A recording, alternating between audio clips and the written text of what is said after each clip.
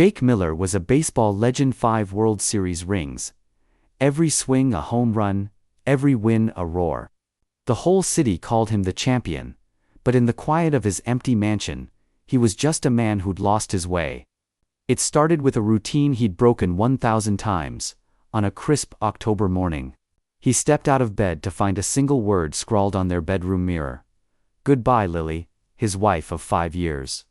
Had left, not with a fight, not with anger, just a post-it note. As if their marriage was a to-do list she'd finally checked off. Jake stood there, staring at his reflection. The ring on his finger burning like a mistake. He'd told her he'd build a legacy for their family.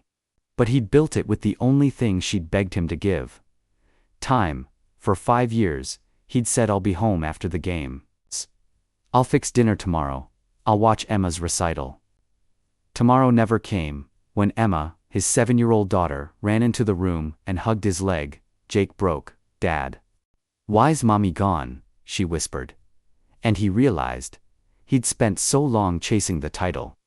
He'd forgotten how to chase a hug. The next day, he showed up to training drunk, swinging at pitches he'd once nailed blindfolded. His team benched him. The media called him a shadow of his former self. But here's the thing about champions. They don't lose, they stumble, then they rise.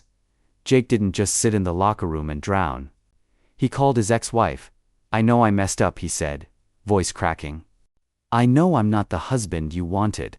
Lily's silence on the other end wasn't rejection, it was acceptance. Jake, you're good at winning, she said. But you're better at learning, so he did. He spent the next month fixing bikes with Emma, cooking pancakes instead of trophies, and sitting with his ex-wife over coffee, not as a champion, but as a man trying to make up for lost time. On the day of his comeback game, the stadium was silent as he stepped up to the plate. For a second, he saw Lily's face in the crowd, smiling softly, then he swung. The ball sailed over the fence, home run, not for the championship. Not for the team, for the man he'd become. And that's when he realized. The greatest win isn't gold.